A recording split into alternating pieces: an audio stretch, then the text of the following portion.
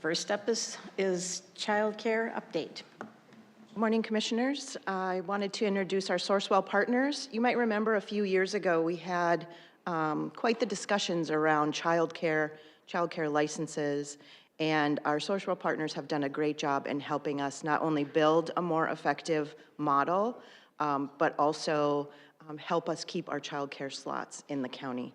I wanted to also mention that we are seen, of course, as a leader in this realm with the licensing, and DHS DCYF has been looking to us for input and for models across the state. So I'll turn it over to our Sourcewell partners.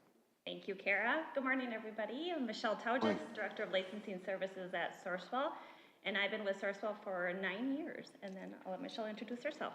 Yes, Michelle Mahoney, and I'm the Regional Licensing Specialist, and I do Crow Wing County, Cass, and Hubbard. So I am the one going in the child care homes in Crow Wing County right now. And how long have you been? I have been here for almost 2 years now. And Michelle, you are with who? Are you with Crow Wing County or Sourcewell also? Sourcewell. Yep. Sourcewell. Yep. Yep, so we're all from Sourcewell. So Sourcewell has partnered with Crow Wing County since January 1st of 2018. You guys were actually one of the first counties entering into the partnership with Sourcewell with this licensing model. You and Wadena County were the first of the 2 of the 11 right now. Can you turn the microphone a little bit closer to you? Yes, I'll try. There we go. Michelle, maybe I'll have you hold it there. So like I said, you guys were one of the first counties that established this partnership. We were NJPA at the time, and I was actually the very first hire 9 years ago. So you've been with Sourcewell with this licensing model for 8 years already. Time has flown by.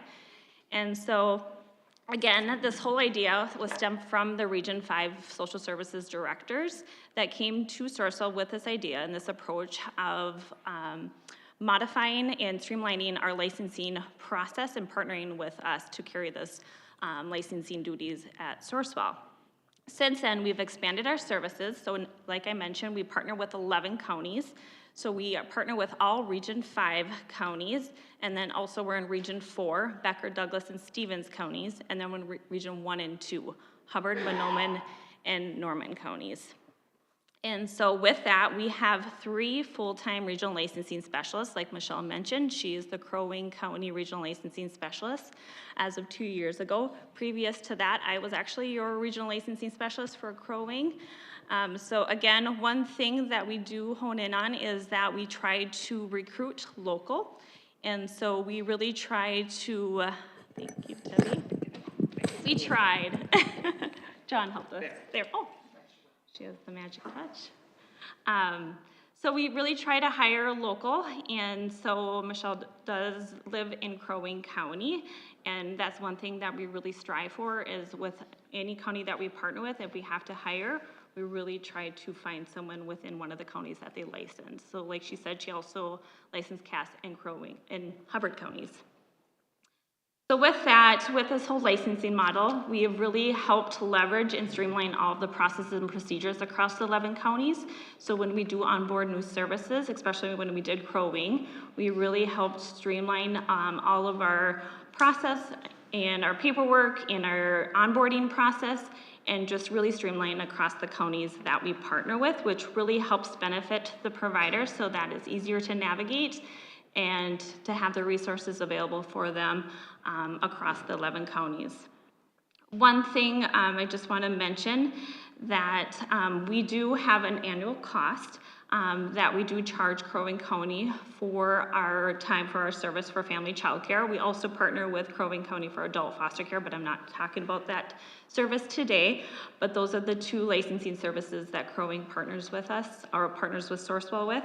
And so with this, we do subsidize our cost to Region 5 counties, and we do charge more to outside of our Region 5 partnering counties for our service, being that Crow Wing County is within our service area, we are able to subsidize the cost.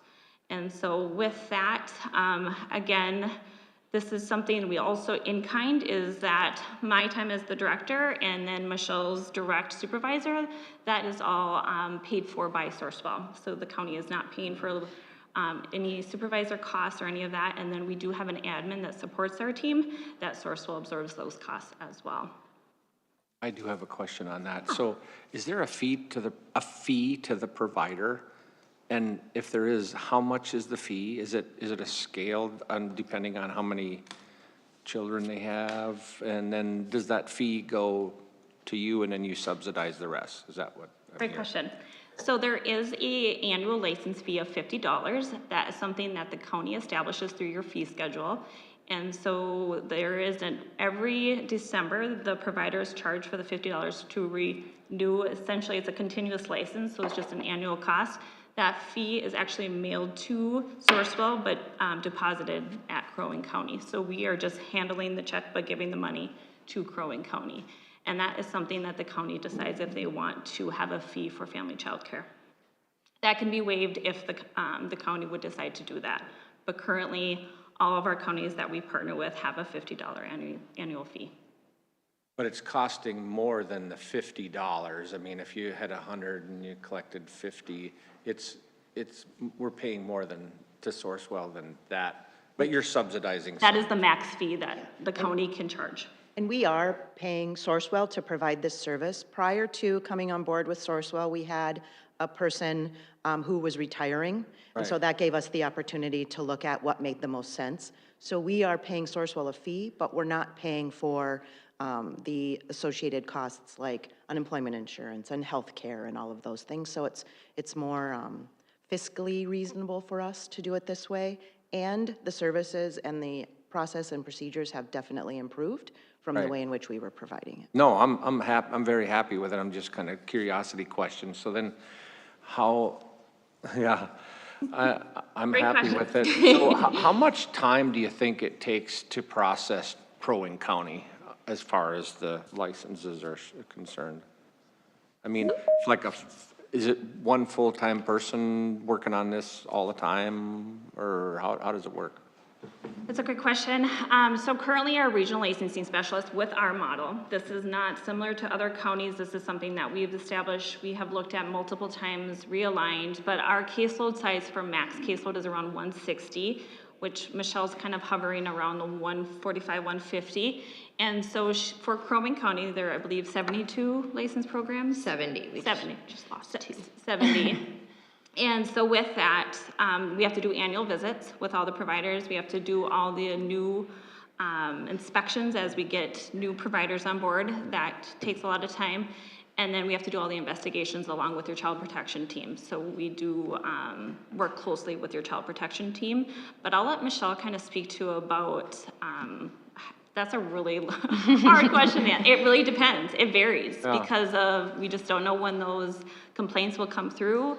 And then we have to do those annual inspections as well. But one person would handle approximately a book of like maybe 140 is what you're saying. And so in essence, this kind of like would be a half-time person, depending on if there's a whole bunch of stuff. Yeah, I would say Okay. with your guys' caseload, I would say it's between a 0.5, 0.7, yeah, around 0.5, Okay, yeah, around just there. a curiosity. Again, with our model, that is typically at the county, they have much lower caseloads. Okay, I'm going to be honest with that, yeah.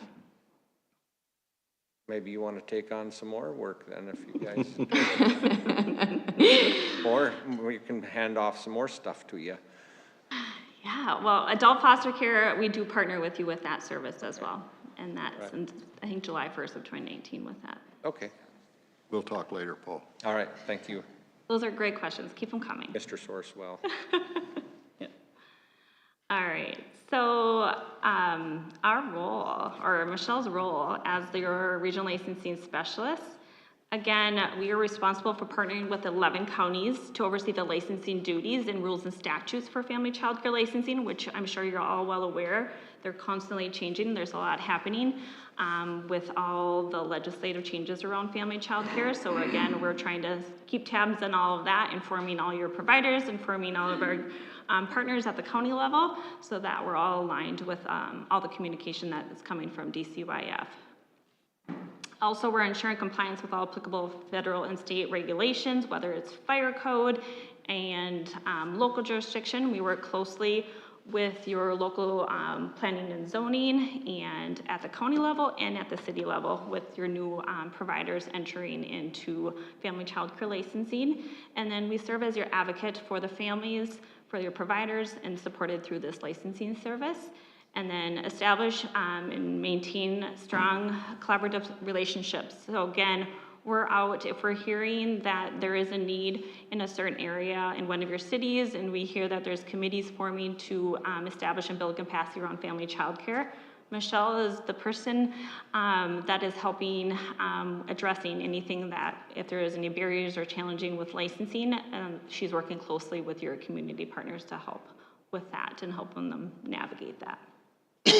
And then also we work very, very closely with DCYF, like Kara mentioned. Myself and the team, we sit on multiple committees at the state level, really helping to be innovative with anything's coming down the pipe with licensing. And so we work very, very closely with them and have helped implement a few programs that are statewide, along with that partnership. Michelle, Yeah. whichever one. That's the quiz at the end. You have 72 in Crow Wing County that you're licensed, seeing their license on, correct? How many slots are, how much of a need is there still yet in childcare in Crow Wing County? I mean, do you still have people saying, geez, I wish I could get more childcare? Are you still having that? Do you address that, or are you only addressing the license of the ones that we have? Oh, we're helping with all of it. I'm gonna let Michelle talk about that, but I know like when we're out doing visits, we're asking the providers, are they at the full capacity? Some providers don't wanna be at the full capacity, whether they can have 10 or 12. They can only have 14 if they have 2 caregivers working in the program. But some providers only operate with 8 children, and that's okay. We just want them to be operating at full capacity. We do know there's a nationwide shortage of childcare, but the shortage is infant care, really. And then now we're seeing issues with preschool, with universal pre-K.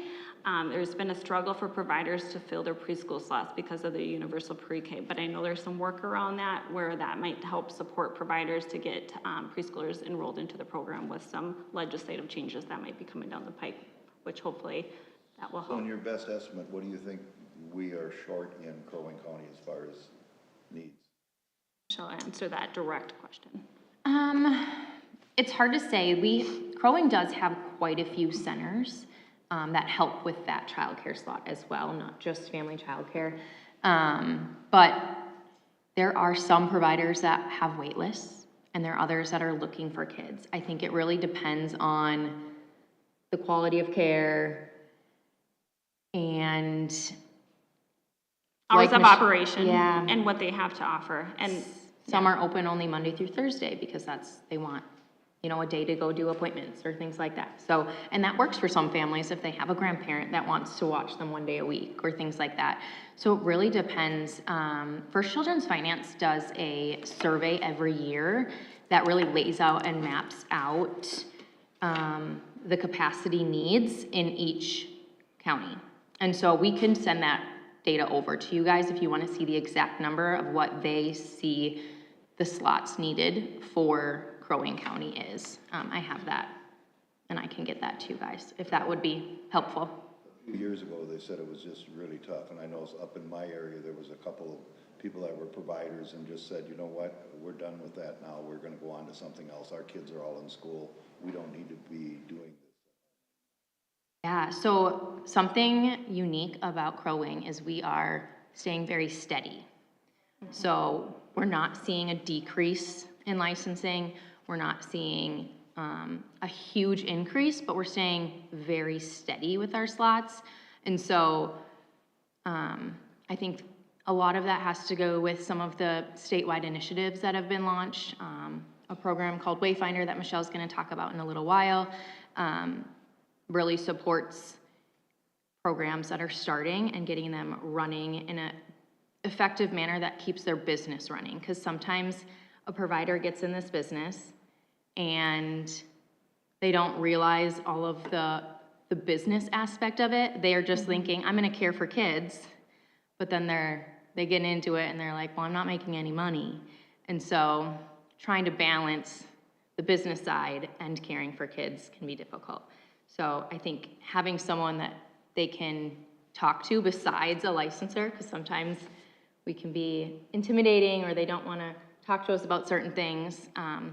Wayfinder was established to kind of be that talking point, and that has really helped in Region 5 specifically. So we are seeing green numbers, and other places in the state are seeing very negative numbers. So Yeah, I think there was a data release from, I think it was July of 2022 to July of 2025, and they compared it across regions. Region 5 was the only region that had net increase of building capacity for family child care.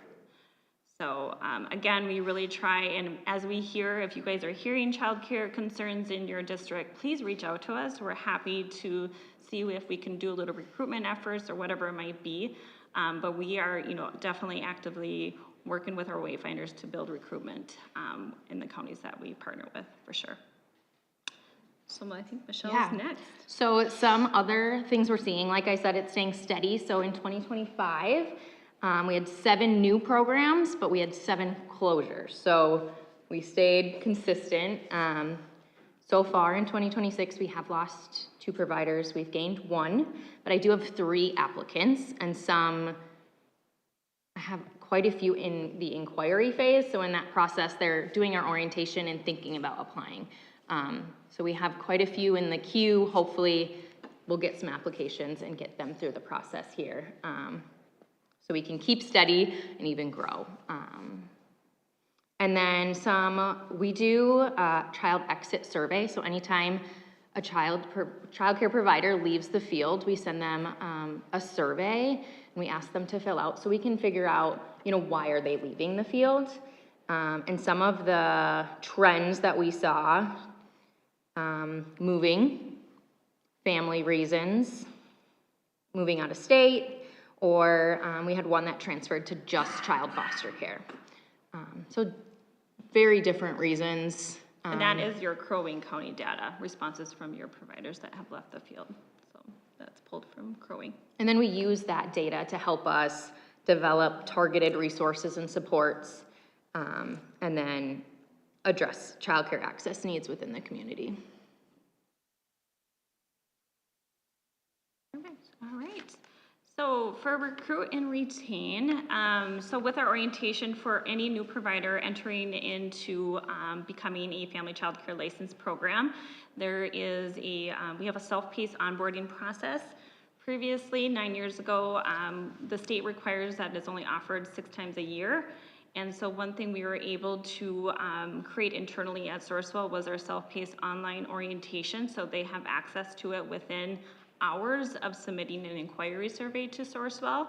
So that has really helped increase the time to become licensed and made it more efficient, saved on staff time. And they have the information to see if this is something they even want to pursue right away. So that has really helped made the time of them becoming licensed much quicker and more robust, and that they're getting the consistent information when they're onboarded. Also, we offer a 6-month optional visit. Again, that's that mentorship support for those new providers. This is an optional visit where they're there to support them, to help them through paperwork if they have questions about licensing, whatever it might be. And this is something that Michelle offers to all of the new providers in that 6-month period. And then also with this, we have created an internal process. So this is unique to Sourcewell. So like Michelle mentioned before, we have the Wayfinder Navigators. This was established in 2021 through legislative funds, through the ARPA funds. And that they created this Wayfinder Navigator statewide program to help mentor and support new providers and existing providers for retention. And so we really leveraged that across 11 counties that we partner with and created an internal process where when they are submitting the inquiry to become licensed, we are getting permission from that new potential applicant to then send a referral on their behalf to the Wayfinder Navigators to empower, to educate, to go through the training, and then First Children Finance to support them through that business. Because like Michelle said, the business is probably the most scary part, is that some of them don't even know they're running a business at that point. They're just going in there to care for kiddos.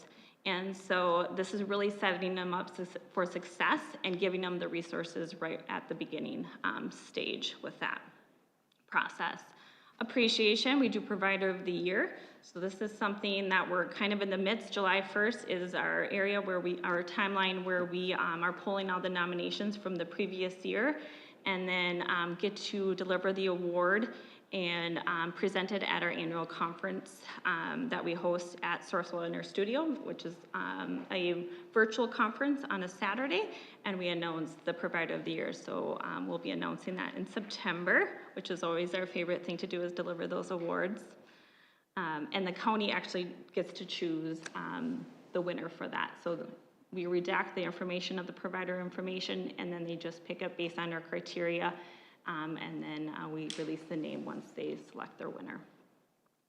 Resources, we have really established throughout the 9 years that we've had this model is building resources. So we have our website that providers utilize and lean on to get any paperwork that's required. We have created lots of templates, checklists, anything that we see as a missing gap for providers through our surveys. We are creating those resources. We have a manual that providers receive. We have our annual conference at low cost. We just have, it's a $10 fee for them to get 6 hours of their required 16 hours of training that they have to have annually. And just again, and then they have that one contact. They know who to go to as a regional licensing specialist. That is something that providers truly do value, is just having that one person they know they can get a hold of within a day. We've definitely seen a lot of value in that. And then we have our annual survey that we partner with the county that is sent to all of your providers and getting feedback about our service, evaluating us, how are we doing? And so that is something that we have done year after year, that it comes from the county. And then we get that feedback. And then we're going to talk about all the fun legislative updates. Yes, so there's a lot of change happening statewide in childcare right now. The Child Care Regulation Modernization Project launched in 2021 through legislative action and federal funding to update the outdated licensing requirements. They want them more clear, consistent, and aligned with today's childcare environment. And so there's 3 core components of this modernization project, which was the revised licensing standards, which just passed through legislation in May. So in July 1st of 2027, we'll have a whole new list of childcare rules. Some really, really great things were passed that providers are very excited about, and some anxiety around some others. So the state is doing a really great job on trying to communicate with providers to relieve some of that anxiety, and some of our anxiety with some of it. And so they have created a newsletter that's going out monthly addressing some of the concerns they're getting, and to Just put their minds at ease. yeah. Like Michelle said, we're completely getting brand new rules or statutes. Rules is no longer existing as of July 1st of 2027. So they really modernize it.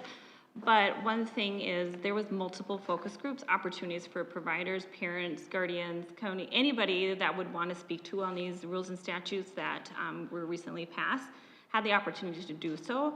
So they did listen. DCYF really truly listened and got really good feedback from all constituents on the proposed standards that went through. And so with that, there's always going to be areas where not everybody is going to agree upon.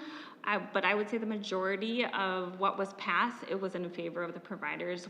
They went from 16 hours annually for professional development to 10 hours.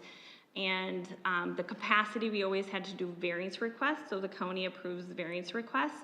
That's going to decrease dramatically for the fact that DCYF listened to the providers. They need to increase infants and toddler slots, and they changed that capacity so that they can operate with more infants and toddlers, because that's where the true need is, and that's where we saw a lot of the variance requests coming through for the counties to have to approve. So we'll see less variance requests with that. So they really listened as much as they can, but again, there's rules and statutes there in place for a reason. But I think overall, they were good Yeah. changes. Just one of the concerns you have that would affect our Crow Wing County and the providers in Crow Wing County, one that kind of stands out to you. Yeah, the one I probably have gotten the most questions on is outdoor play equipment. So there's a rule that talks about continuous railing on elevated surfaces or play structures. And so a lot of providers thought that meant where a slide goes or a rock climbing wall climbs up, that opening would need to be covered to prevent falling, but that is not actually what the rule is stating. So it caused some confusion, and so the state actually put out a newsletter that answered that question and said, no, that's not what that's meaning. It's more about like if you have maybe a homemade playground, which you absolutely can have in a family childcare, that they can't have just an open elevated surface with nothing to prevent the fall. And so they clarified in openings on play structures can absolutely do not need a continuous railing. And so I think that relieved a lot of the stress for that specific one. That's probably the most I've gotten. They're like, do I have to take apart my playground? And, but that is not what the rule stated, so. And then the gap in between the rails too, so. But most of them are, I can't think of a single playground that we have in Crow Wing County that would have to be redone because of this rule.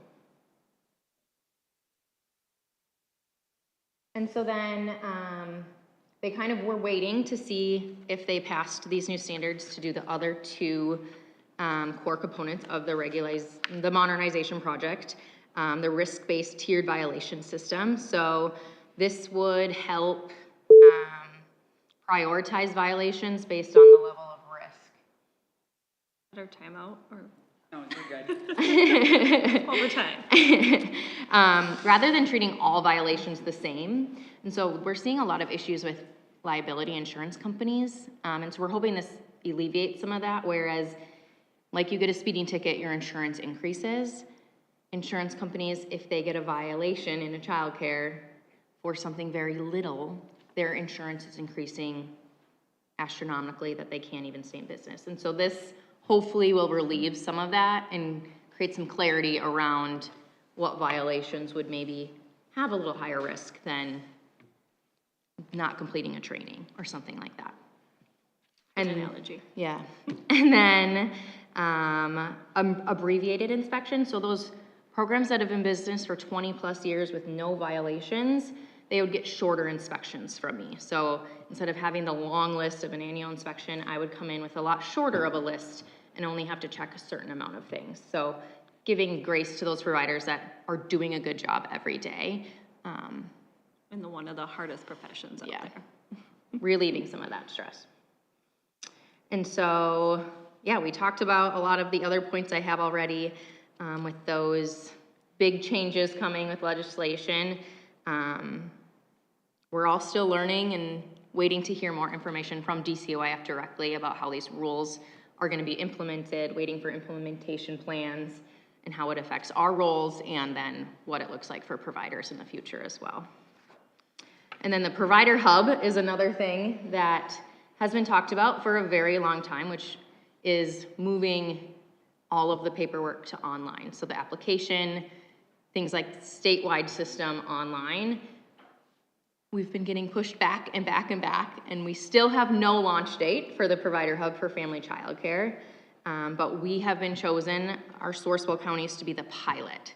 So when it does launch, we will be the first counties to, to go into the system. So we're excited that we were chosen, but more to come in the future about the provider hub.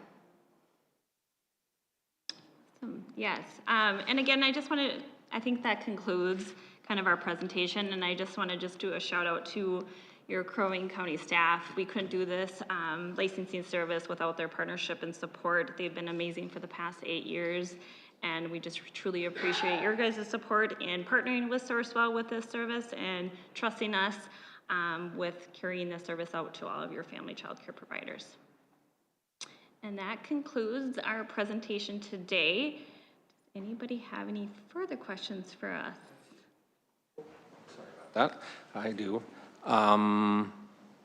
When this licensing, you know, people might be listening or watching and they think, oh, well, they just come in and they get a license. It isn't just that.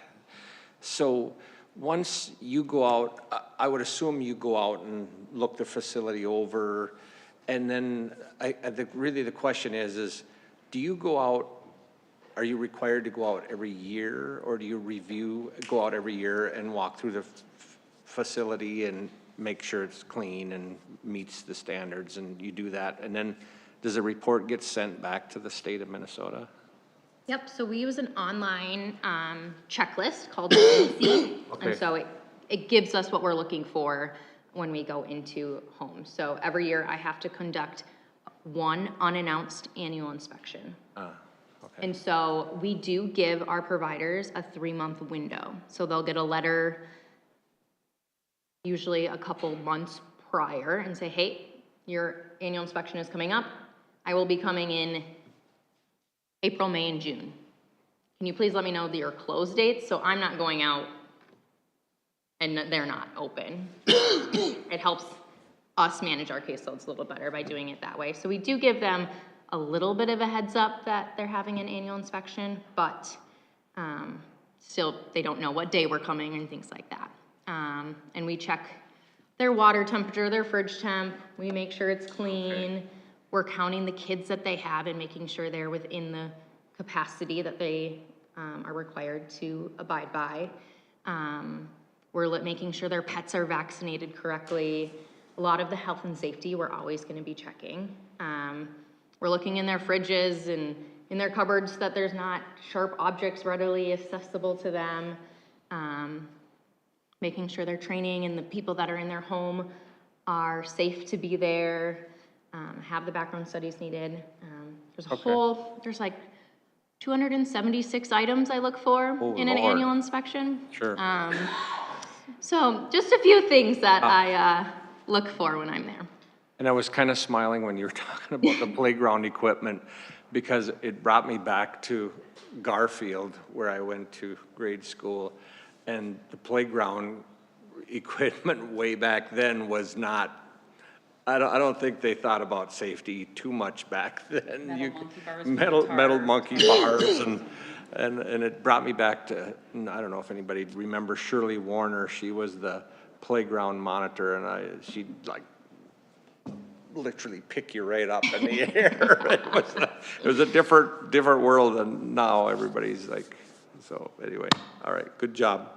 Yeah, and to answer your question about the report, so after every annual visit that's conducted, an annual report through ELISI is then sent to DCYF through their statewide system, and then is posted on license lookup, so that any licensing actions after those visits or investigations are posted on the public website for a certain time frame for any parent or guardian to review as they're selecting their program to bring their child to. And we have to use ELISI, it's a statewide program. Okay. If someone is interested in getting into child care, do they still contact community services first, or they go directly to you? So if there's any one looking into becoming a family child care, they go to our website and complete our inquiry questionnaire, and that actually comes directly to me, and that's the official step. If they want to talk about it, they can talk to anybody on the licensing team to inquire about it. So we're really trying to not direct them to the county. We want them to come directly to Sourcewell. Perfect, thank you. And we have a link on the Crow Wing County directing them to our webpage. Perfect, thank you. Yep. Well, thank you so much for this opportunity, and I hope you guys enjoy the rest of your Tuesday. Thank you. Thank you. Thank you. Next thing is Blade.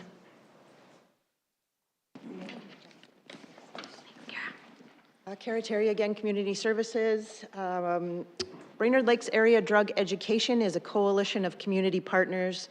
We began in 2019 when we noticed that trying to arrest our way out of the drug problem was not working on any level. So a coalition got together and we formed Blade to help with getting into the schools for prevention education, as well as educating the community on a number of different topics. Today, we have one of our grantees here to present to you in terms of their program that they're working on within the schools. Minnesota Prevention and Recovery Alliance, MINPRA, is here today to talk about the dollars that they received and the work that they are doing. You might remember a little over a year ago or so, we being you, approved the opioid dollars to go out to our community partners to help fund different programs in the community. So I will turn it over to them.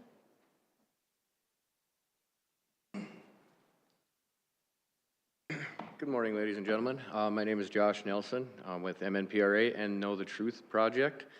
I'm also a certified youth peer support specialist in the schools. So my typical day looks like I'm allowed 3 hours in each school, 3 days a week. We work in regularly, Lincoln Education Center, the Brainerd Learning Center, and then I am in the Brainerd High School as well.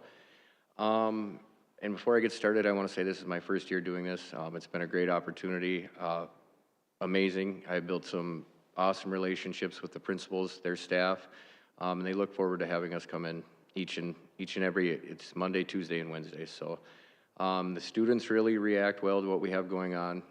I can relate to them in a sense that I was in the same position a lot of them were when they get referred to me, and how my referrals work is I am referred to students who have been caught with contraband that have been having trouble in schools.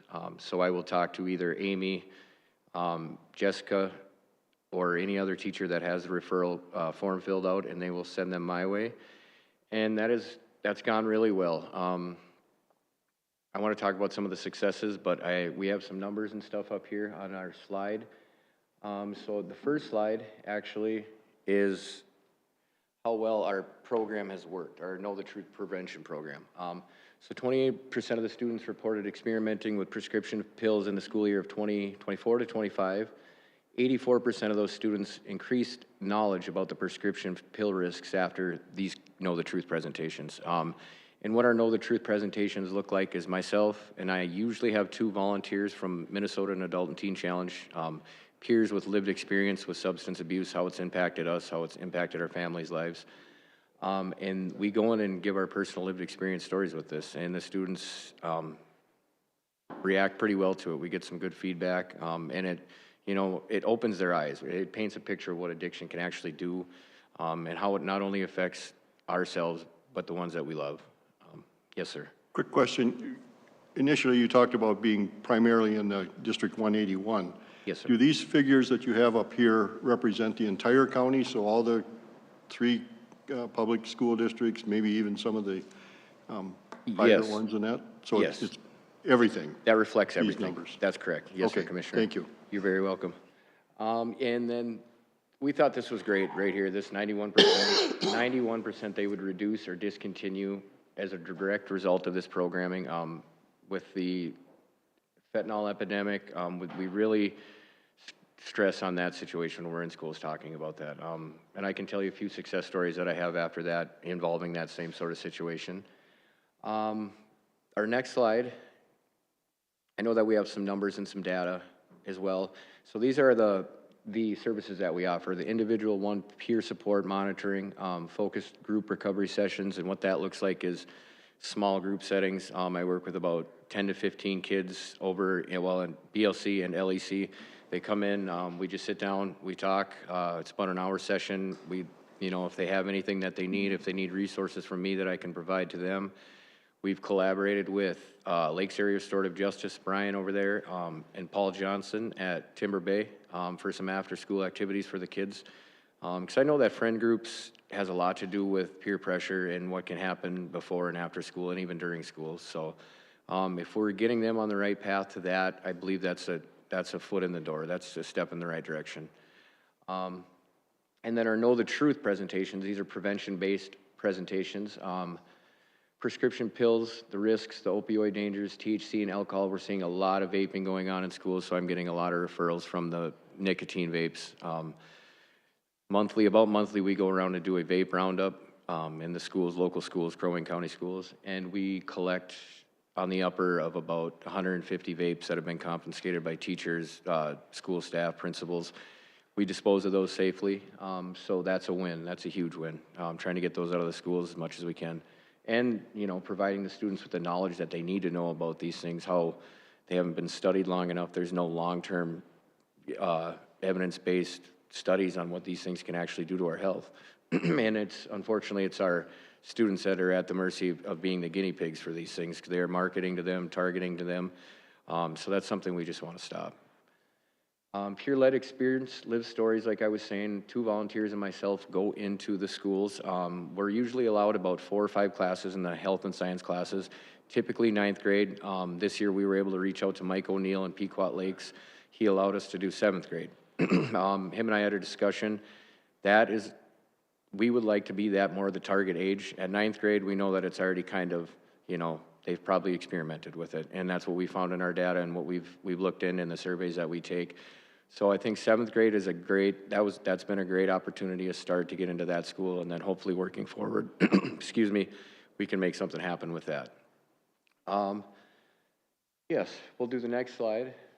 So these are the 3 main schools that I do youth peer support in, and I have, like I said, tremendous support in these schools. I receive letters, thank you letters, about every month, couple every month, I would say, just saying that how fortunate the kids are to have something like this. Like I said, when I went to school, I never had an opportunity like this. And if I can help a student that's in trouble, you know, find their way out of that and get on the right path, even if it's one, I'm happy with that. But this year I've been lucky to have quite a few more than that one. So, yeah, those are the schools we're presenting in and working youth peer support in. And then we have some numbers of how many students we've actually reached in the Brainerd Lakes area. In our community, I believe it's like 980, I think, that students we presented this program to. So it's a pretty broad number across the board, and that ranges from 7th, 8th grade to, that is 9th grade. And you can see the numbers here.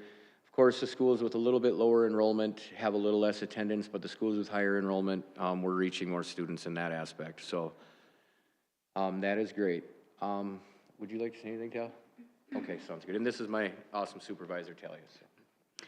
Good morning, everyone. Thanks for having us. Talia Broadhead. I am the Community Engagement Manager for Minnesota Prevention and Recovery Alliance, and I also serve as the Program Coordinator to the BLADE Coalition. And when I came on board after we received the Drug-Free Community Grant, we were able to implement the Know the Truth prevention curriculum to all the Crow Wing County schools, and I kind of paved the way and built the relationships with each school. And then since the opiate grant awards to Know the Truth, we were able to hire an youth advocate to just dedicate his time regularly, weekly, to the youth peer support to Brainerd schools. We focus on Lincoln Education Center, the Brainerd Learning Center, and the Brainerd High School. And we Know the Truth is in over 300 schools throughout Minnesota, mostly in the metro area. Since we have been growing in Crow Wing County, we also have provided Little Falls and Pillager and Piers, and so supporting our neighboring communities has been a joy. And then something else is we were contacted by a sheriff in Kennington County, I believe, Kitson County, and so we've been able to support them up there with some education as well. And some other fun things that we've done outside of just educating with the youth peer support in our regular classroom education was the substance use awareness Dying to Make a Difference. It was kind of like a tie-dye day where we were in during the lunch period at the Brainerd High School, and so just raising awareness, handing out some tie-dye blade bandanas and educational material, and we partnered with other local organizations like Northern Pines and things like that. And so just kind of trying to address the stigma with the high school kids, and that if you are struggling with substance use disorder or even just experimenting, that there's people out there that understand, that have been through it, that, you know, that you can reach out and talk to. What else? Oh, yeah. Recently, we were in Pequot Lakes and we were invited to do the staff education training. We have done also with Amy Jordan regularly and yearly doing staff education trainings, and just that is helpful coming from people with lived experience. It seems like, especially with a lot of Q&A with them, they love and enjoy hearing from people that have been there. And what else? Some of the success stories, excuse me. Get over here. Oh, come over. Yes, sir, sounds good, sounds good.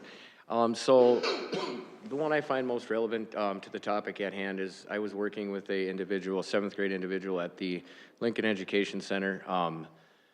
Due to circumstances at home, she was placed in her parents' home from, I'm not really sure, we didn't really get down to that, but her grandparents had opioids, prescription opioids that she had access to, and that's kind of the reason she was referred to me. She was having some trouble at school with some opioid use. The teachers were noticing what was going on. And we got to sit down one-on-one for many weeks. This took quite some time, but we created SMART goals, specific, measurable, attainable, realistic, time-bound goals. And over that amount of time, I was able to work with this individual. She was actually able to, and I can testify because the teachers were there to confirm this as well, that she had no longer any problems in school with this opioid use. Before she would fall asleep during class, she just wasn't engaging. By the time her and I had finished working together, and then a few other students, we kind of get into a small group setting, she was actually doing quite a bit better in school, showing up daily, just so many things that were happening. The teachers were getting good reports from grandparents at home, because I understand in their situation it's probably tough when it's something that they need to use and something that this individual had access to. So the teachers were able to speak with them at home. They were able to get put away in a safe place. And that's probably one of my biggest success stories. There's been quite a few about vapes. We do the same thing. We set goals. We offer incentives as well. I know that works really well with the students. There are things that we work towards. So each week they're happy to come in and say, hey, I completed this. Can we get one more step closer to the goal that we're trying to do? So that's an awesome feeling, and that's the best part about my work.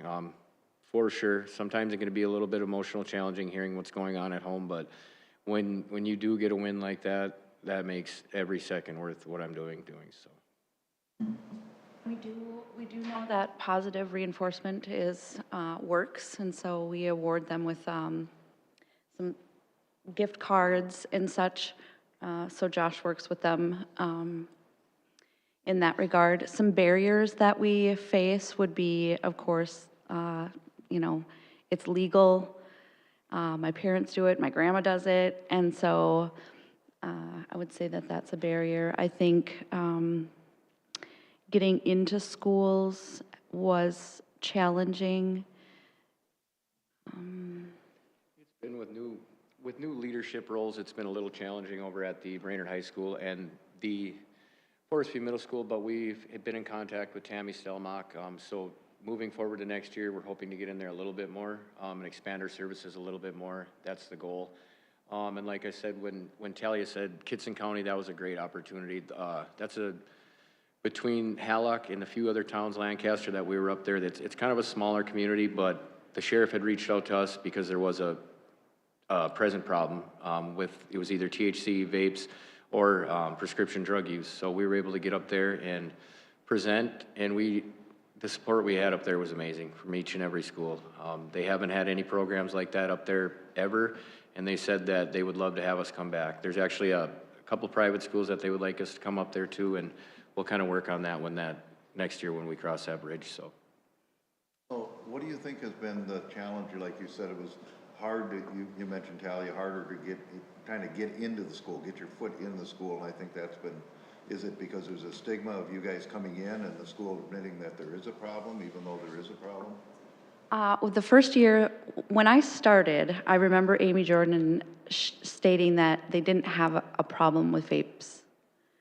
And I also remember the next year her saying, oh, wow, we do have a problem. So, and then of course it's just gotten worse. And that is something else that we've established is the Safe Vape Disposal Box Program. And so that's something that, you know, Josh and I both work on. We, you know, purchased some ammo boxes and provided any, you know, organization that collects vapes from confiscating vapes, and so they don't go to the landfill or, you know, anywhere they're not supposed to. So they're disposed properly, and then he regularly goes and picks them up. And so, I'm so sorry I got off track. What was your question? Well, just the, you know, the stigma. Oh, yeah, the stigma. Of admitting that there's a challenge. And Yes. Josh goes in there and can do it by lived experience, which Correct. speaks so well to the people that are living through it, because you've been there. Yeah. And I think the capacity, like they're just, at the schools in general are overwhelmed. You know, they have a large job, they're limited in staff, and so maybe they think it's gonna be more work on them, but really we just wanna come alongside them and take some of that off of their plate, you know? We definitely, we're not probation, we're not a counselor, we're not their parent.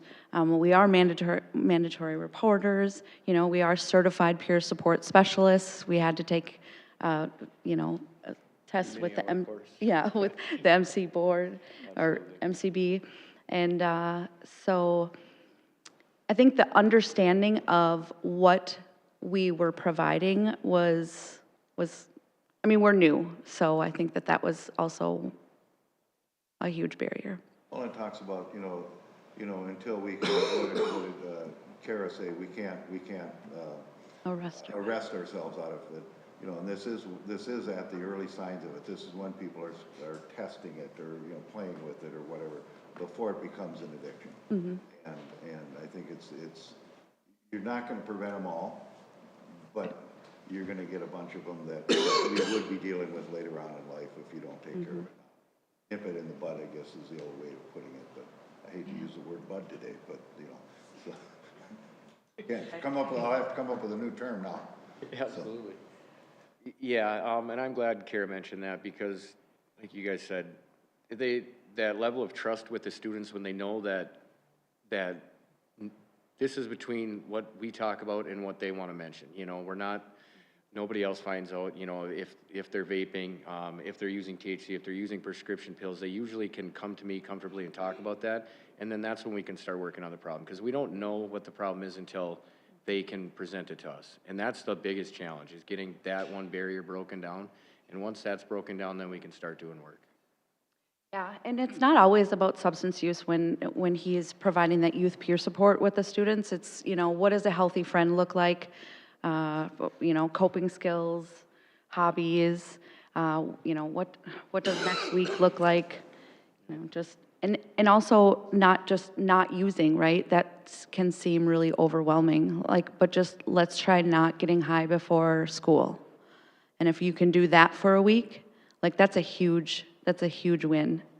And so, and that's happening with a huge population in our high schools and even our middle school.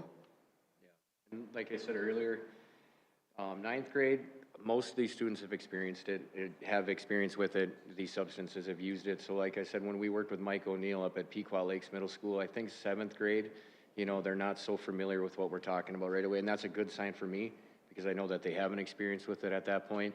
And that target audience, I believe that would be awesome to start working with 7th and 8th grade students before they reach that high school stage, 9th grade moving on. You know how that is. You're at the top of the ladder, then you go into high school, you're right back down at the bottom.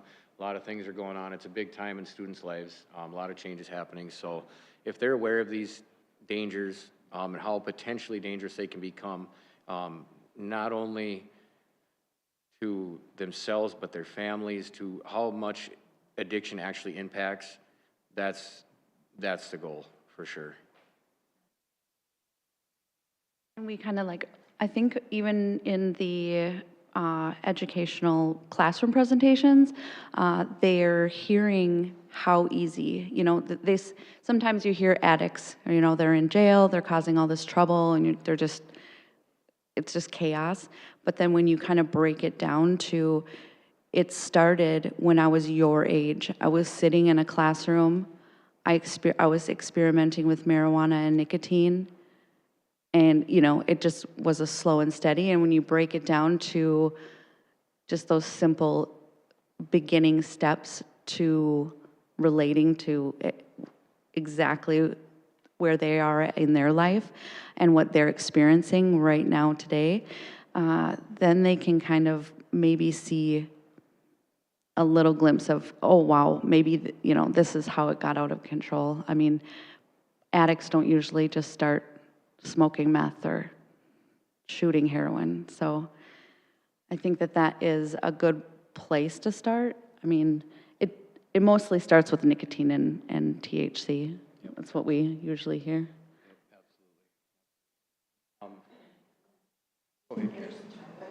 So if you have any other questions, they are available to answer. Talia is our Blade coordinator, and so she's happy to touch base anytime. You're also, as we've talked about, welcome to attend the Blade meetings as well. So thank you, Josh. Thank you, Well Karen. done. Thank you, ladies and gentlemen. Thank you. Okay, next on the agenda is tax forfeit lands. That's you, Cody.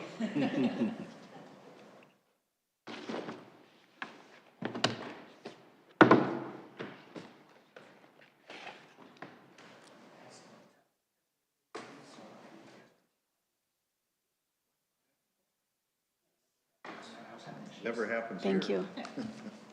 Thank you.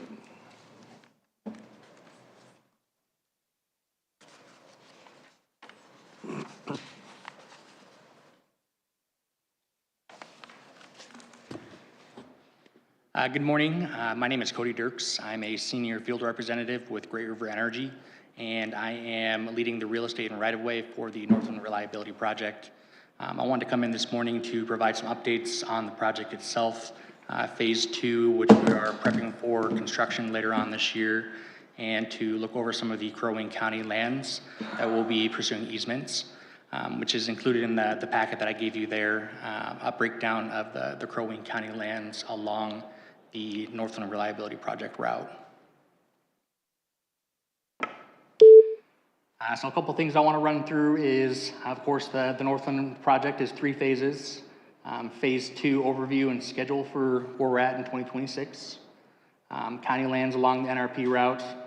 I do want to schedule time later on with Tom Strack, who I've been working with, to look at forest roads and construction access, just to make sure that that all it works, everybody can work together on that, and any questions that we might have through here.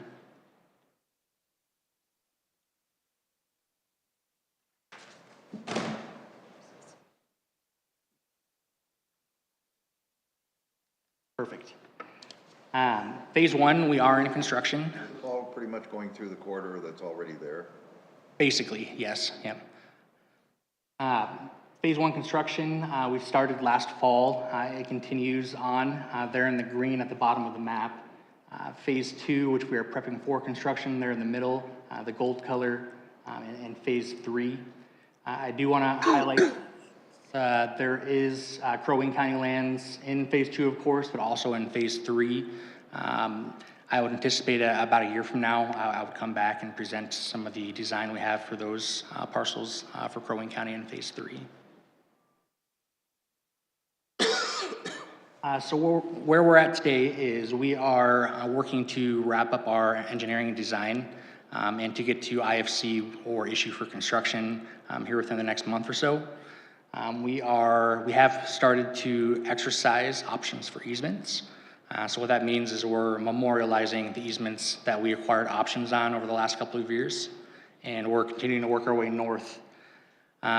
With the Crow Wing County lands, we had an appraisal done across all the parcels. They're included in your packet. And we'll have the easements with the surveyed exhibits ready for presenting to the county attorney and the county itself here this week. I just wanted to kind of prep that or set the table with what we're looking at today. So the Crow Wing County lands along the route I have in boxes up here. I've broken down into different areas such as A, B, C, D, E, F, G, and H.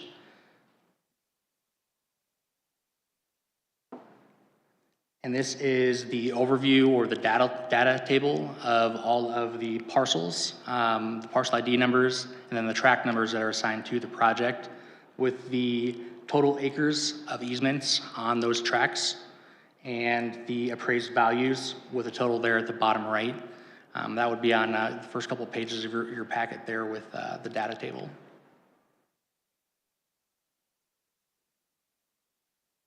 This further breaks it down just a little bit easier to, if you're looking for the particular lands, section, township, and range, and which township the lands lie in.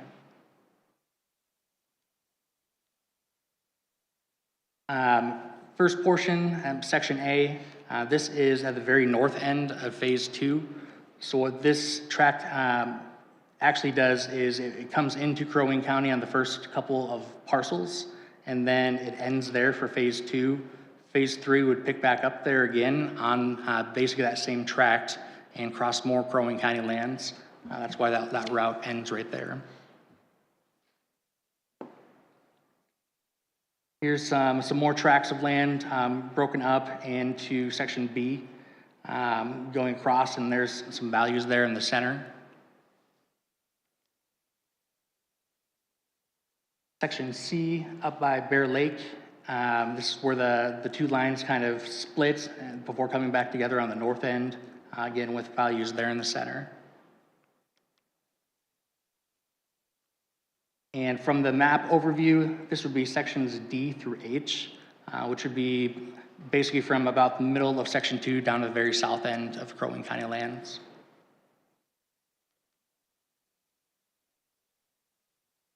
Here we are at Spruce Lake, again with the two lines coming in, different views up there and then values in the center.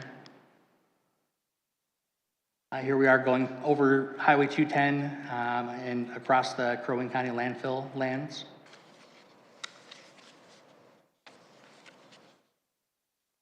Section F, 2 parcel area with value in the center.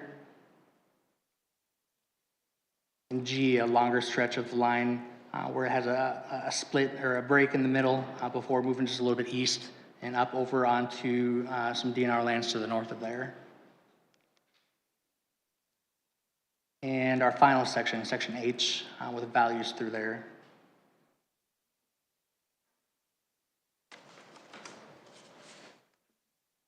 This is my contact information, my email address, my cell phone, and office phone. Kept it pretty high level. I'm continuing to work with Mr. Strack to present those easements with the surveyed exhibits. And I wanted to leave plenty of time too for any questions that we might have. You had on your report, you show valuations and stuff like that listed. I don't see that on any of the stuff that we've got. I can get that to you. I thought it was included in that packet, but basically it's that that data table from. Yeah, there it is. That sheet there. That's the totals there with the totals at the bottom. I did email over the presentation to Amber this morning. I was a little late. I'm sure she can get that. We'll get copies for you all. Yeah, just get copies of that, the ones that aren't in this packet. I appreciate that. And then we've got the appraisal with Tom Strack as well.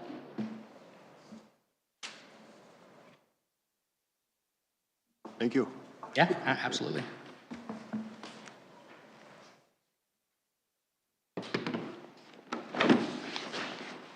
Have a good day. Thank you.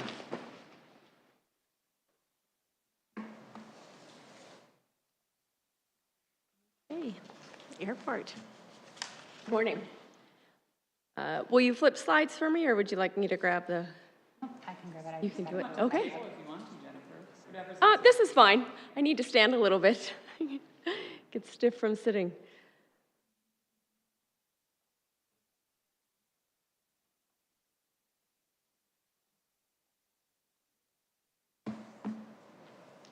All right, so let's see, I made a quick appearance, I think it was back in early April. So thanks again for inviting me out to talk about our great Brainerd Lakes Regional Airport.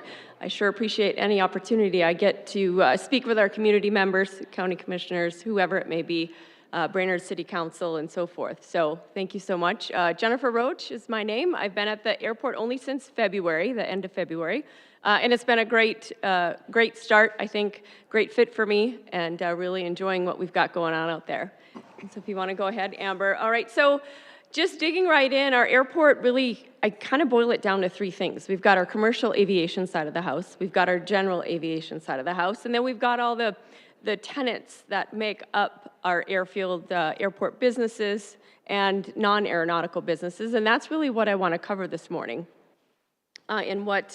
In talking about the airport. So the two you see listed on the bottom there, North Point Aviation and Brainerd Helicopter Services. North Point is our fixed-based operator. They provide our refuel services, ramp service. They do aircraft maintenance, and they also provide aircraft sales through their North Point business. Brainerd Helicopter Services is a for-hire helicopter. They also do maintenance, and they provide flight lessons for those interested in learning how to fly helicopters. All supporting our airport, but that's why it's so important for us to keep our service and our infrastructure up and running so that we get those businesses on the airport wanting to use our services. Next, I'll talk about our commercial aviation services, right? This is key to our central Minnesota region here. Our Delta connection, operated by SkyWest, that's who flies our daily service to Minneapolis. So 12 times a week, an aircraft arrives, 12 times a week, an aircraft departs. We've had really a few misses, on-time departures or cancellations altogether since I've been at the airport, which is really great. In the center, you see our two big supporters of that operation is Unify. That's the contracted company through SkyWest to provide the ground services. They're actually the hiring company for the folks you come in and check in with that, although they're wearing a Delta shirt.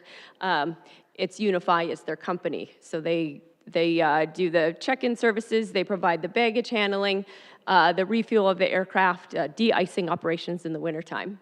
And then, of course, our transportation security administration folks will do all the security screening and help maintain our safe airport operations. And then on the right, Sun Country, once a month from September to April, we get about 185 folks, generally are filling that flight to go out to Laughlin for a weekend and spend some rest and relaxation or whatever they choose to do in the Laughlin area over that weekend. Again, bringing in revenue to our airport. And if you don't realize, if you've ever looked at your ticket, there's a thing called a PFC at the bottom of where the fees are broken out. So the passenger facility fee is a whopping $4.50 per person, and the airport gets use of $4.39. So part of that share actually goes back to the airline. And what we do with that money, that is not an automatic back to the airport. That is a credit. So when we complete grant projects, we're actually able to pay ourselves back the local fee. So if we have a 2.5% or a 30% or 40% local share, we can go back to this airport, the passenger facility fee, and do a credit application to put that money back into our account. So that's how that part of it works. Jennifer, what do you estimate that being per year do we generate? Now, I heard that we're up in flights or up in seats, I guess you would call it now? We are, since we've started the morning flight, the 6:45 a.m. departure, March was still the beginning of it. So if you look back, April and May, we're up about 35% both those months. So we had 1,199 folks in April, closer to 1,450 in May. But that's only half our capacity. That's filling about half the seats that we've got. So we have, the great news is we have room to grow, and we've got to work on filling those seats. But when you look at it on a year basis, sir, it's We've got about 34,000 seats we could fill. So if you do the math at $4.39 a seat, it's not a huge, it's not our main income, right? Our main revenue comes from our hangar rental with over about 50 to 55% of our income at the airport. Does that answer your question? Okay. Yes, thank you. Okay. All right. Next slide. Moving over to our general and business aviation. Key highlights here really, it's an opportunity for our local businesses to grow, and I'll just give you an example. As I ran across a airplane came in from California in May. I got an opportunity to talk to the pilots. They were from a large winery down in California, looking to do business with a local company that does packaging, right? So coming all the way from California to do business with a small company here in Brainerd. It'll be great if they can get the business. Maybe it's going to cause them to increase their line. Maybe they're going to have to make some changes and grow their business. So our small airport, I think that's a prime example of what it can do to not only regionally, but bring in businesses from afar to do business in our local community here.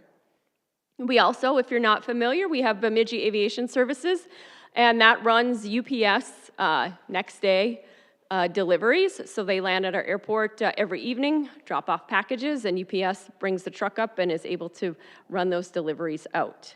And the way we benefit there is a landing fee and potential fuel sales with that Bemidji Air Services coming in.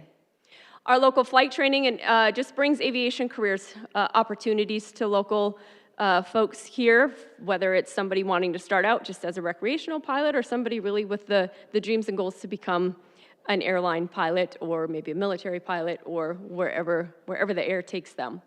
And we do have an active EAA chapter, so they meet out at the airport monthly, and that's a recreational flying club for folks to belong to learn and continue their profession.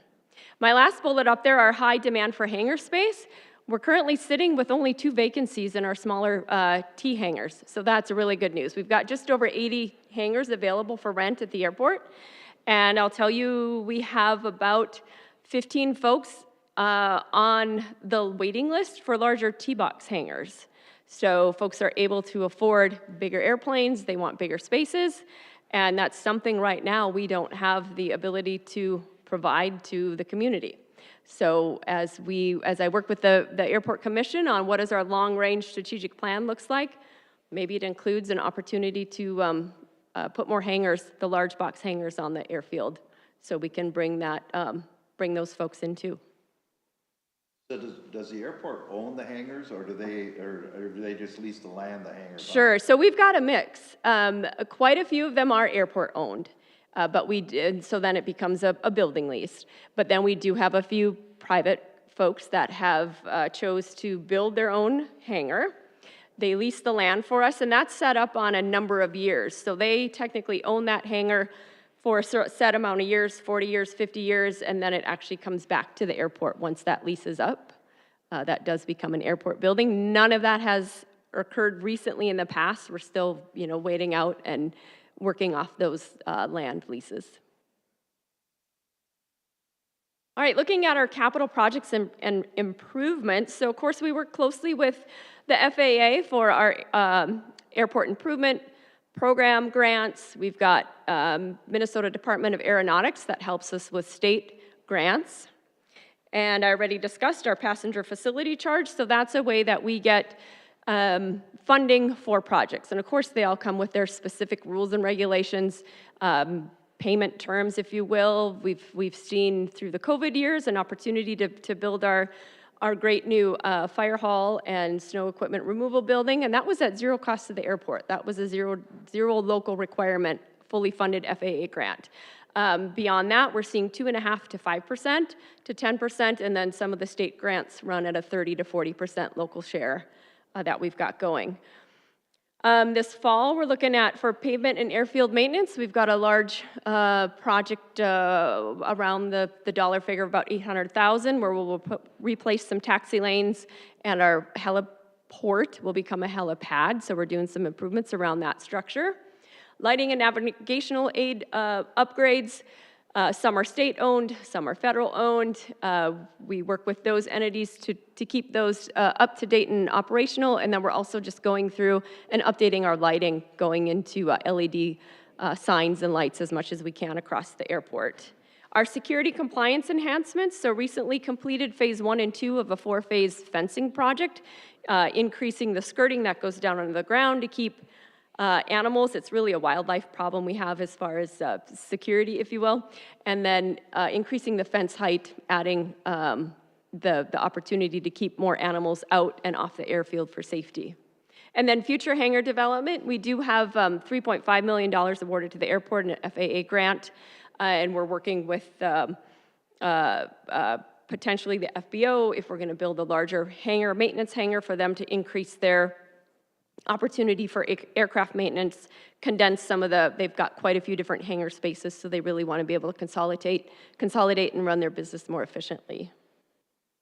And a recent award, we received $250,000 for HVAC upgrades. Some of our stuff in the terminal is getting pretty old, boiler systems and so forth, so we'll be able to replace those later this fall. Once all the paperwork is finalized, then we can get moving on that project. Any other questions there? Just two things. What do you see as the biggest benefit of having that airport here in Crow Wing County? And what is your biggest challenge? I know you've only been on the job for a little while, but I'm sure you've already, if you're looking in the future and talking strategic plan, you already have that in your brain. Sure. I think the biggest benefit is the opportunity it provides to general aviation. I'm a rotary wing pilot myself. I flew fixed wing prior to that in college, so I have a love of aviation. So any opportunity we can provide, you know, we've got the small T hangars that are affordable for the small time. We've got the large jets that come into our airport. I think it just brings, you know, in my slide ahead, I'll tell you, in 2019, MnDOT did a economical survey. $30 million is what they were suggesting that Brainerd Lakes Regional Airport brings into the economy. So I think it is a huge economic boost. So the love of aviation and the opportunity it brings for dollars into the community here, I think is probably the biggest advantage to having the airport. We haven't dug deeply into our strategic strategy sessions yet and what the airport's gonna bring, but I think, you know, we have to have a plan to maintain our infrastructure, and that has got to be a huge priority in our strategic plan, right? We need to plan when are our T hangars gonna need refurbishment, because some of them are looking a little rusty on top, some of them still have dirt floors, making those improvements so that we keep the community coming back, and we keep even the long-range folks that wanna hangar their aircraft here because of what it brings as an opportunity for our airport. Thank you. I might add, sorry to interrupt. Yes. But we're on the cusp of doing a strategic plan for the airport. So that was just discussed last week at our special meeting that we had. So it's definitely on our radar. We got a couple things we want to do just prior to that, but in short order, we'll be sitting down and developing that strategic plan for the airport. Certainly. All right, moving on. Then our non-aeronautical services we have really enhance the customer experience. We've got our Wings Cafe. It seems to always be buzzing right outside my office, which is great. Great to hear, great to see happy, smiley faces in the cafe. A new business that just started is the Executive Express right there in the center. That's a black car, prearranged service in the Brainerd Lakes in the Brainerd Lakes region, offering private car service. They've got a mid-sized bus and then a large bus. They could take up to 24 passengers in the area. And then, of course, our rental car service that's at the airport. And all those rental car service and stuff, do they pay a fee to have a They do. out there or Yep, something? they rent counter space from us and an office space. Okay. And they've got a garage with a car wash in it on the property as well. That is also rental income for the airport. Okay, thank you. And next. All right, economic impact, I already discussed. You know, we're looking at 30 million, and I know we're beyond that. For instance, our LifeLink helicopter company has recently brought in Their heavy maintenance is how they describe it. So helicopters go through every 100-hour maintenance, and those are done by the general mechanics. But when you get to the 500-hour overhauls, that's some pretty major maintenance. Really, it tears apart the aircraft and puts it back together. So they've, with all the different locations they've got, they chose Brainerd Lakes and the hangar space they have here as an opportunity to bring in their aircraft from far away, do that tear down maintenance, put them back together. So that's jobs, that's a couple more mechanics they've got on staff, that's resources, parts being shipped into the area, and fuel services for our airport. And yeah, so really beyond that, I think we are critical to business and travel investment here, bringing in folks, making it easy for them, making it a pleasant experience that they can land at our airfield, taxi into the ramp, bring their car out and take them out to the business meetings and then depart, same day if they complete what they've got here. Community and regional benefits.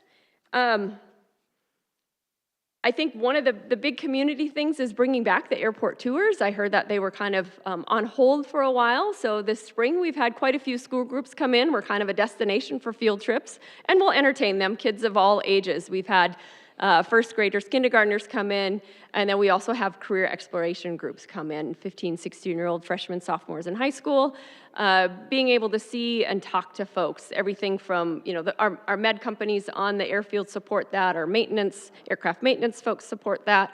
So they really get to see a variety of what the opportunities are. Our firefighters will bring the truck out and let the kids spray water from the fire hose. So that's been huge. And then we've also had the city, Brainerd City, a couple councilmen and some staff folks. We hosted a group of 10 come out for an airport tour last week, which was a great opportunity for them to see, what's going on firsthand. And I certainly extend that invite to all of you, as well as any county folks that want to come out. We are open to that. Next slide. All right, moving over to our public safety and emergency support that resides on our airfield. I already talked about LifeLink, but then we also have North Memorial Health.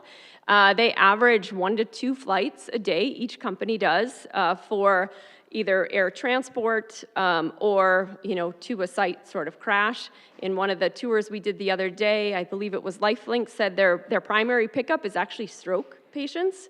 So we all know how critical medical services is when somebody gets into a stroke situation. So I think it's huge for our community to be able to have that resource readily available for them. Moving down to our Minnesota Department of Natural Resources, so our wildlife fire tanker base that sits on the far east side of our airport. They're actually looking to do a phased $16 million upgrade project, increasing their ramp, building a hangar, building an operations building. So far they've got $2 million bonded from the state of Minnesota.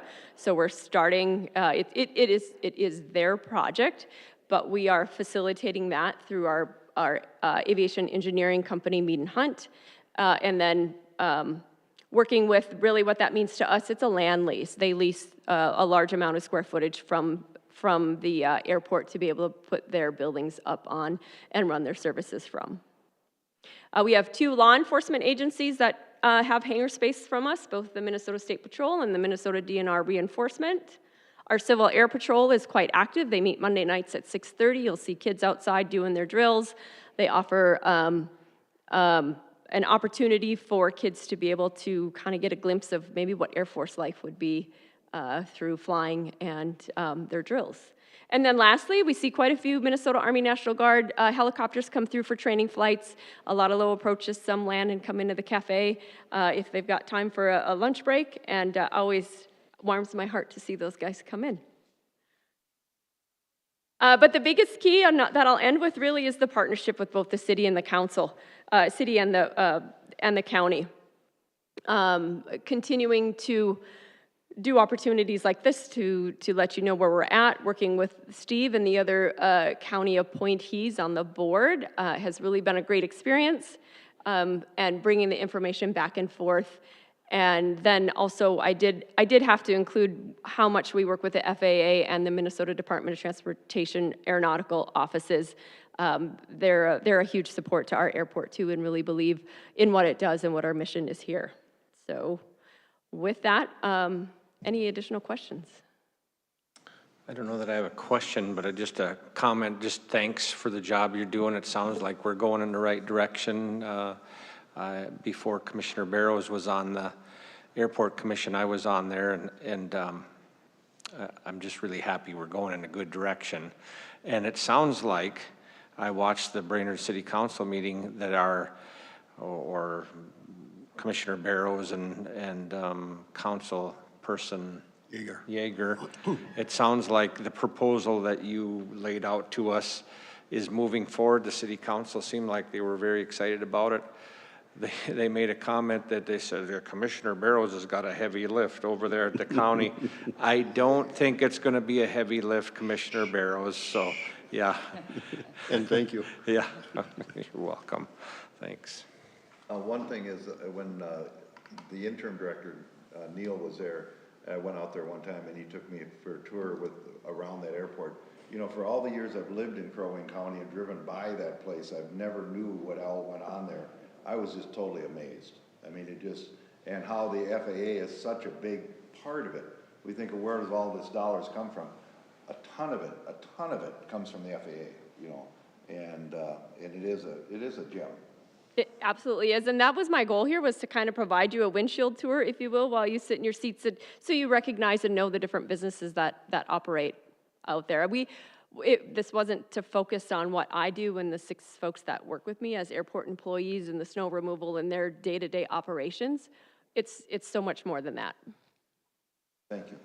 Thank you very much. Thank you, Jennifer.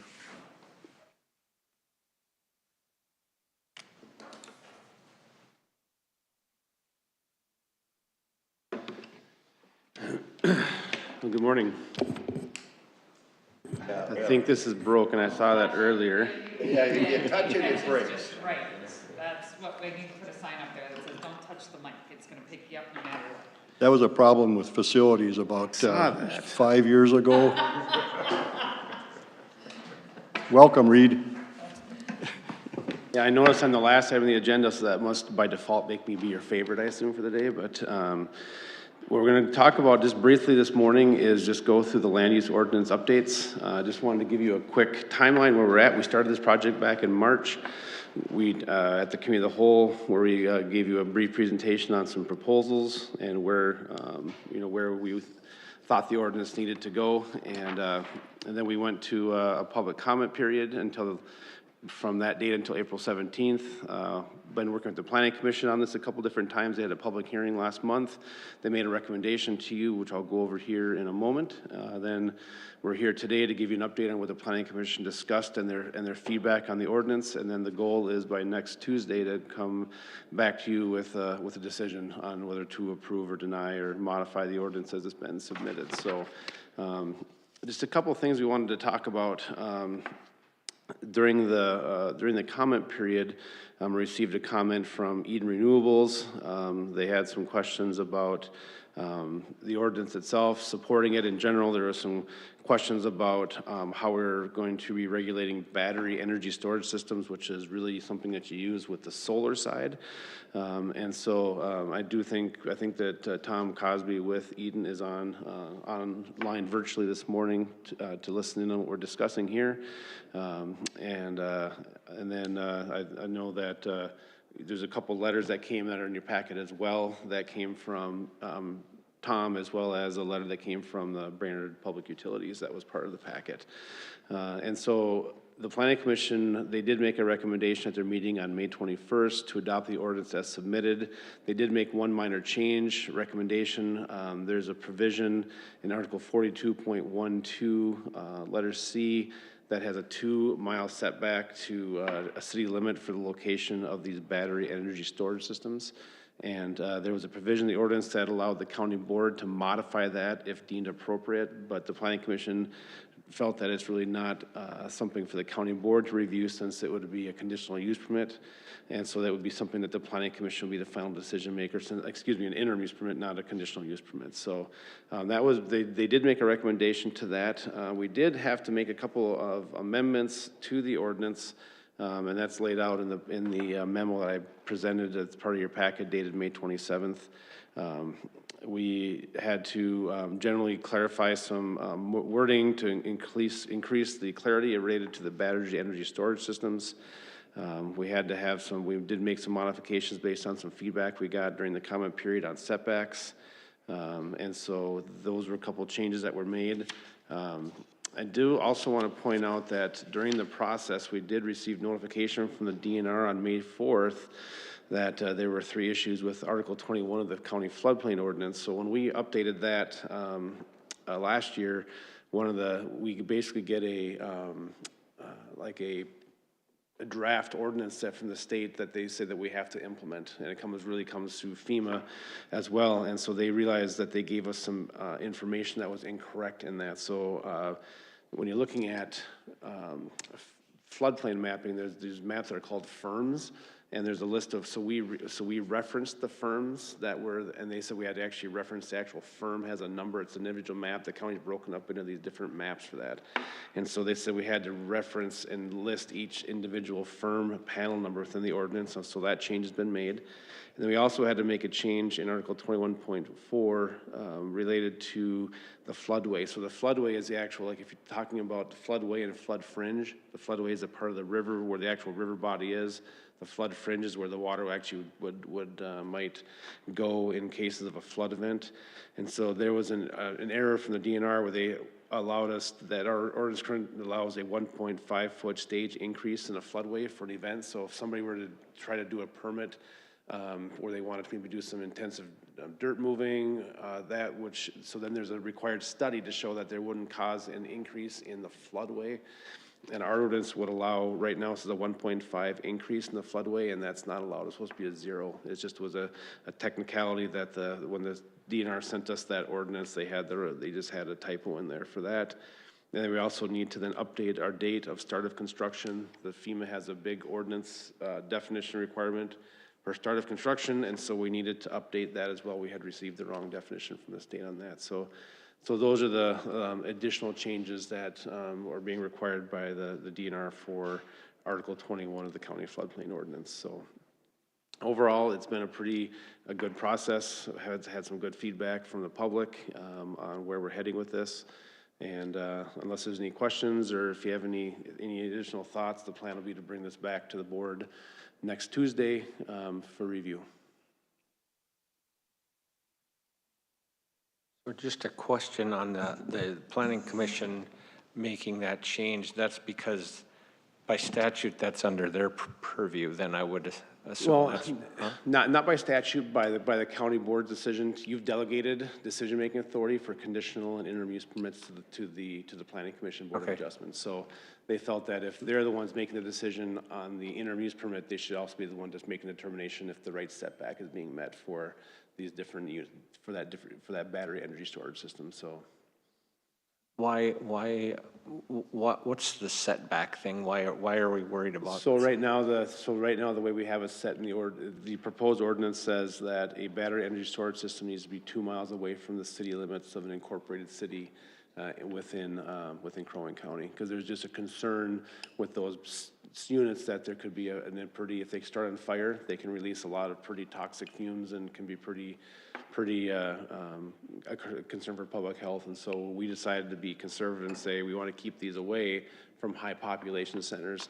But the ordinance does allow the planning, as proposed, allowed the county board to be able to say, well, we don't think 2 miles is the right number. We think it'd be a mile is okay, or 3/4 of a mile would be okay. All that this is saying is that instead of having to come to the county board for that question, the planning commission would be able to have that authority to make that decision when they're reviewing their interim use permit for any one of those different applications.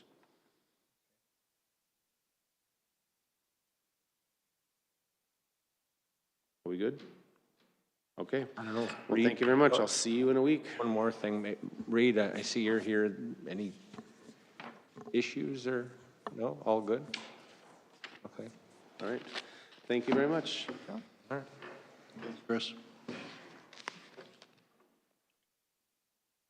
Amy, the chair stepped out, so it's up to you to adjourn. I think I got you back on schedule too. I think you did. Adjourn.